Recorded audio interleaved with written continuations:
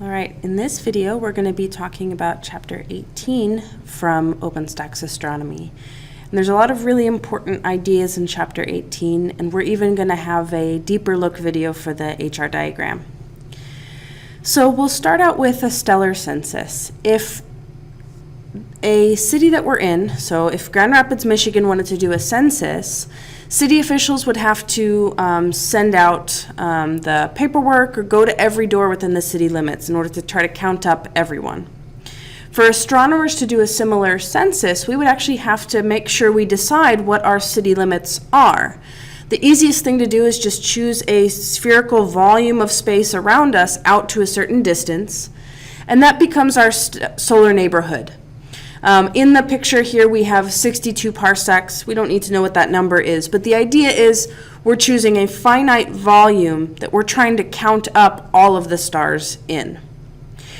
Now, there are selection effects here. If we imagine our city census analogy, people might not turn in their forms, right? And then you have to go back and actually go door to door and try to knock and have them answer, right? And some people just might not answer their door. There's going to be people that are harder to count, and there are going to be stars that are harder to count.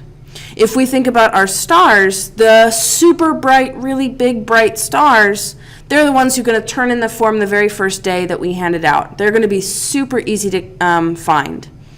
But the faintest stars in our volume are going to be the ones that are the hardest to make sure that we've counted up all of them. So if there's any kind of selection effect or bias, it's going to suggest with our stellar census, if it's a count that's a little bit wrong, it's going to say that there's too many big stars and not enough small stars. Okay, so keep that in mind. If our count is wrong, then what it's more likely to do is to miss the smallest stars. And yet what we find is that the smallest stars are by far the most common. So what we're able to say with great confidence is that we're not missing any of these O and B really bright big stars. They just aren't in our solar neighborhood. That's really good for us as a sort of foreshadowing to future topics. Those big O and B stars are the ones that can go supernova, and so it's a really good thing not to have one of those massive explosions ready to happen in our solar neighborhood. So what this stellar census is trying to show is the base of this picture is what's called an HR diagram, a Hertzsprung-Russell diagram, and we'll talk about that more towards the end of this video and in that deeper look video I mentioned. And the counts here are vertical. What we see is that there are a ton of red dwarfs, small, cold stars that are smaller than the sun, less mass than the sun, colder than the sun. And everything else is kind of mixed with stars like the sun and white dwarfs. We'll talk all about white dwarfs later on in the next couple of chapters, not this week, but later on. And there aren't any of these really massive supergiants or giants in our small little neighborhood. Other neighborhoods definitely, but not ours. This computer simulation is basically imagining what if we could fly 30 light years away and look back at our solar neighborhood. In this picture, brown dwarfs are circled. Brown dwarfs, as a reminder from Chapter 17 video, are those objects that are less mass than a star. We can't call them a star because they're not turning hydrogen into helium, but they're more mass than a planet.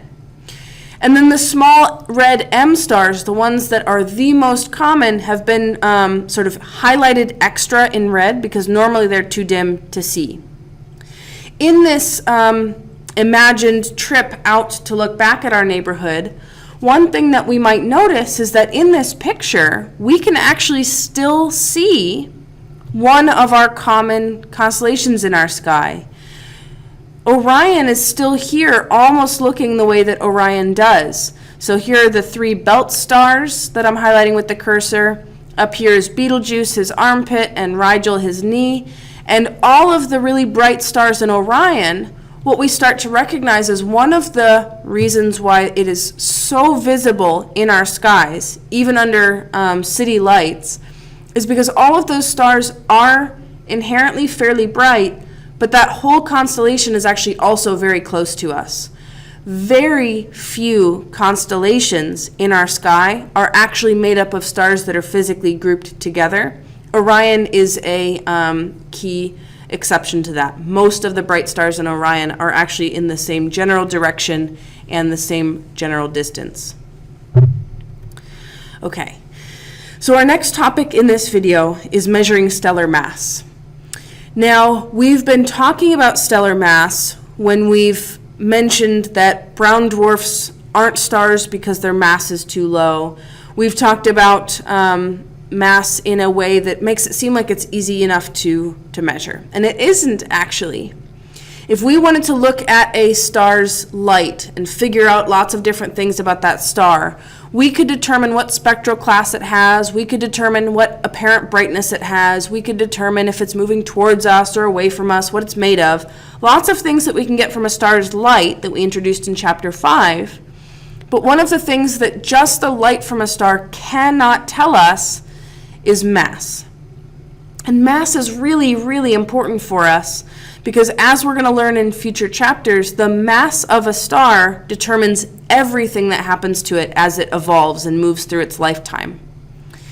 However, we can use binary stars to get direct measurements of mass by looking at the way that the two stars that are orbiting each other interact, and using the idea of gravity that we talked about way back at the start of this semester, and some of the other physics that we kind of glossed over in Chapter 3 and didn't talk about, the laws of motion from Isaac Newton. Binary stars allow us to tell the relative masses of two stars, and then follow-up observations can allow us to get the overall mass. The way that this works is because those binary stars orbit around a center of mass. And if we have a way to know how far away they are from each other and how far away they are from the center of mass, then we can actually determine whether they're the same size as each other, same mass, as each other, or unequal masses. So for example, if you imagine being on a seesaw with someone that is much, much smaller than you, then for the seesaw to be able to balance, you would actually have to sit closer to the center and have the little kid sit on the very end. But if you're on the seesaw with someone that is the equal weight to you, you can both sit on the end and balance perfectly fine. Now with binary stars, this center of mass where the seesaw balances is actually a point in space where there's not an object, they just go around each other as they go around that point in space. With the sun and all of the planets in our solar system, the masses are so greatly unequal. The center of mass is very close to the center of the sun itself. The sun actually does get pulled around a little bit, but for the most part, it's just sitting in the middle, and the planets are moving around it. So with binary star systems, what we need to do is get enough observations of that star system to know how long it takes them to go around in their orbits and how far apart they are from each other. There are different ways to do this, and we're going to talk about 3 total types of binary star systems, and we need to kind of keep track of which one is which. It is important to us because observing binary stars is the way that we learn about the mass of stars. So the first type is not very common, but it's a visual binary. This is star systems that are close enough to Earth that when we use our telescopes to observe them, we can actually tell that there are 2 separate stars there. So they have to be far enough apart from each other to be resolved as separate points, and what that really comes down to is the whole system has to be close enough that that distance looks resolvable. And they actually have to be orbiting in a specific way. They have to be orbiting in the plane of the sky, so around each other instead of in front of each other. And so this system that's shown here on the screen is actually 3 different stars, and we're looking at the outside pair of stars that are going around each other. Okay, so first of all, before we talk about the orbit itself, I want to remind us of a couple of key things from earlier chapters. So in chapter 6, we talked about telescopes and we talked about resolving power. All of these stars are producing a certain amount of light, and for the most part, if we counted up how many photons we were getting, most of these would be giving us roughly the same amount of light, all of these observations. However, we can very easily tell from these pictures which ones were observations made with telescopes that had worse resolving power and which ones were made with telescopes that had better resolving power. So what I want you to do is just to pause the video, look at all of these 7 observations. They were all made with different telescopes, and I want you to determine which 2 have the worst resolving power, and try to think about what it was that you were doing to, or what it was you were looking at to answer that, and which 1 or 2 had the best resolving power. Okay. So out of all of these, the very first one, April 2000, and the very last one, January 2004, had the worst resolving power. We talked about resolution as the ability to determine fine detail. And another way of thinking about it is to say the pixelation of the image, because that pixel size, those big square cubes or squares, we know that stars are not squares. And the fact that one of our stars just looks like 4 shaded squares means that we're not getting any of the fine detail of the fact that it's a point source of light. The best resolution out of all of these would be the December 2003 image, where we can tell that one star is brighter and the other star is dimmer, and we can tell that they are physically separated from each other. If we look at this set of images, we can tell that there's a certain distance of separation for these stars, and if we know how far away this system is, then we can use that observable angle separation to determine the true physical separation. And we can start to see them orbiting around each other, and we can kind of extrapolate to say how many years it would take for them to go all the way once around. That amount of information is enough to determine the masses. In our course, we don't need to go into the detail of how that process works, and so we won't. You can always ask about it in email or discussion or on campus, but we just want to make sure we understand what kind of observations are coming out of this visual binary system that are allowing astronomers to make those mass calculations. So for visual binaries, we're physically seeing the separation, and we're seeing how long it takes them to complete their orbit. Spectroscopic binaries are one additional way that we use Doppler shift. So the Doppler effect from Chapter 5 is going to continue to follow us through the whole semester. This is one additional way that it gets used. Spectroscopic binaries are the most common type of binary, simply because there's a lot more leeway for being able to use this method. So spectroscopic binaries, for all 4 of these images, by the way, what we're looking at is what's supposed to be a circle that we're looking at kind of edge on, but not fully edge on. Because spectroscopic binaries can be used for almost any angle of those orbits relative to our point of view. So we're imagining that we're on the bottom of the slide looking up. And so star A, if we're on the bottom of the slide looking up, in number 1, A is moving towards us, and so its light is being blue shifted. And B is moving away from us, and so its light is being red shifted. If we're on the bottom of the slide and we're looking at number 2 here, both of those stars are moving sideways, not towards or away, and so those lines, those spectral lines, are where they're supposed to be. And as we continue, then star B's lines are all blue shifted and stars A's are red shifted, and 4 is back to being sideways, no shift. If we look at this same exact system and we basically trace out what that information is trying to tell us, we get something that looks a little bit like this. So what we're seeing here is what's called a radial velocity curve. Again, we're not going to do the calculations in this course, but I want to highlight for us what kind of information astronomers would be getting from this graph. So, if we look at these nice curves up and down, we see that star A has smaller changes away from the baseline of plus 40. That baseline of plus 40 simply means that that whole system is moving away from us. But on top of that whole system moving away from us, A goes closer to us and farther away. But small changes means it's not moving very quickly. It means that star A is closer to the center of mass. It has less motion overall.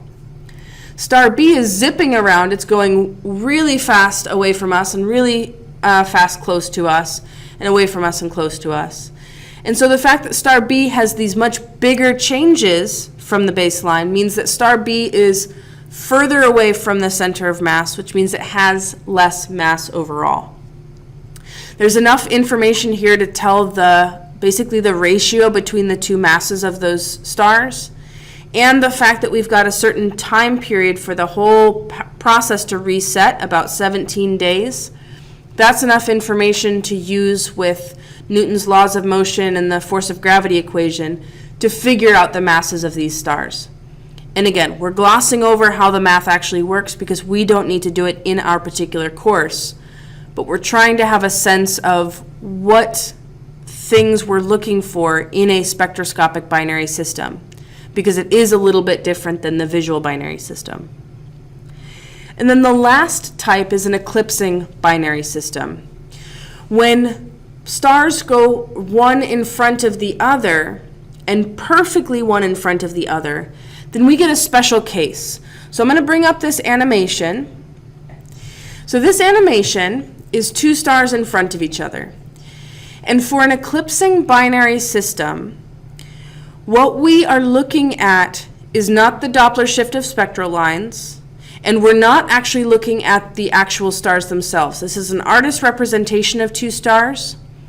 The information that we do gather is what's shown here on the bottom with this brightness over time. This is called a light curve.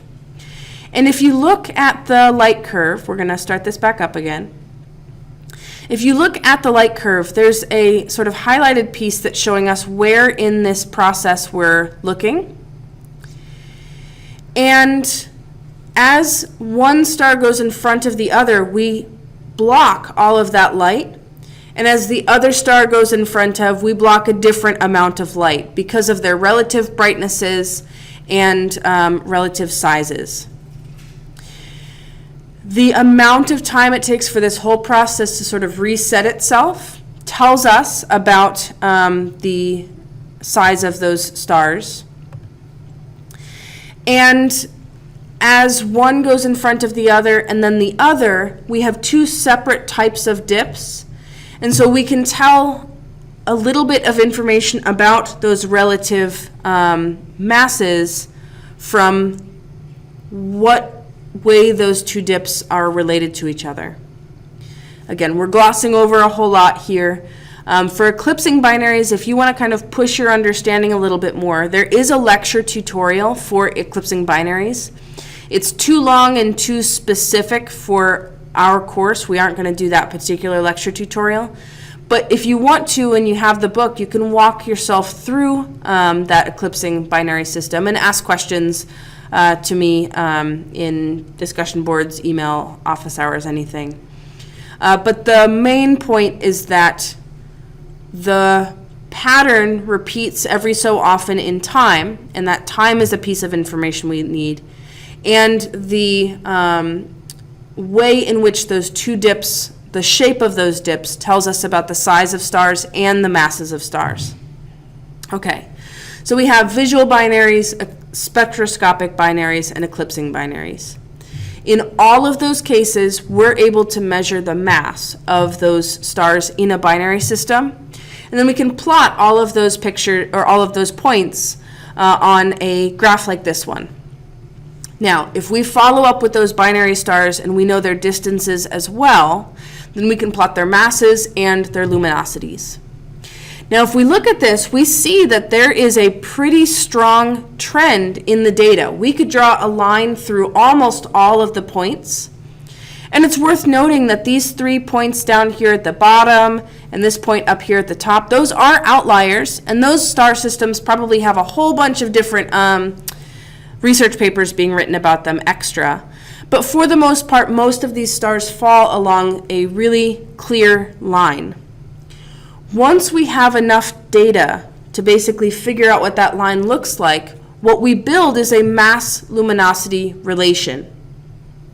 This is really important because what it does is it allows us to calculate a star's luminosity, a star that's all by itself out in space, and maybe we calculate that that star has 100 solar luminosities. It's 100 times brighter intrinsically than the sun.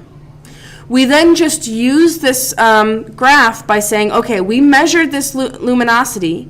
We're going to go across to where the line that we drew is. And that means that that star that we found, not in a binary system, we don't have any other way to get the mass, we can actually estimate its mass by saying, look at that, it looks like it's about 3 solar masses. And so we can now use the information we got. Because we used enough binary stars, we can now estimate the mass of any star by itself out in space. That's what the mass-luminosity relationship is, and it's very important to us. A couple of other things to note, though, while we still have eclipsing binaries in our mind, is eclipsing binaries are a way for us to measure the actual diameter of stars. The link here is a video that goes through the various sizes of objects in our solar system, then compare it to the sun in our solar system, and then compare it to other stars. And it helps us understand that our sun is extremely tiny compared to the supergiants and hypergiants that can exist at the end of massive stars' life cycles. So that link will be clickable in the slides, and we'll have it up on Blackboard. But while we're thinking about the eclipsing binaries, the particular shape and depths of the curves tell us about lots of different things. So the depths of the curves tell us how bright the object is that we're covering up. But the width of the curve and how long it takes to get down to that bottom tells us about the physical size of those stars. So this slide tries to help us think through that the curve is at its very top when we have both stars visible. It takes a certain amount of time to get to the bottom of that curve, and that tells us about the size of the smaller object, or this object in front. It stays at the bottom of that curve for a certain amount of time, which tells us about the physical size of the larger object. And then again, as it leaves, the amount of time it takes to go from the bottom of the light curve up to the top tells us about the size of that smaller object again. Determining diameters in this way is based on very careful timing of systems that are fairly rare. They have to be perfectly aligned for us. There's a more straightforward way, though, to get the size of a star, and it brings us back to the idea of blackbody radiation, luminosity, temperature, and size from Chapter 5. Okay, so we saw this equation back when we introduced luminosity, when we were talking about the sun. And if we look back at this equation, again, we don't have to do any calculations with it, but what we do want to recognize is that the 3 unknowns are luminosity, the radius of a star, and the temperature of a star. The 4 and the pi and the sigma symbol, they're all constants we can just look up. Temperature is incredibly easy to measure for a star. We just look at the light we receive from it. That peak wavelength tells us the temperature. Luminosity is a little bit harder if we know the apparent brightness of a star, which is also easy. We just look at it in our sky and we say, okay, it looks this bright. And we know the distance to the star. That's tougher. We'll talk about that in Chapter 19. Then if we have those 2 numbers, we could figure out the third one, the radius. So that's typically what astronomers are doing when they're trying to figure out the physical size of stars. Okay, so this next slide here, this is just a table out of the textbook, and it's kind of a summary of what we've talked about so far in chapters 5, 17, and the first couple of parts of 18. It's all of the different characteristics of stars that we've focused on and the different techniques that we've talked about, except for the diameter, the star being blocked by the moon. It's basically using the moon as one of two things in an eclipsing binary system. So it's the same type of idea, how long it takes for the star's light to be completely gone. But everything else here should look vaguely familiar to us. So for this set of characteristics, it's really highlighting for us the fact that there are so many things to understand about stars that we really want to have a way to organize a lot of these ideas, especially the ones that might relate to one another. And so this is where the Hertzsprung-Russell diagram comes in.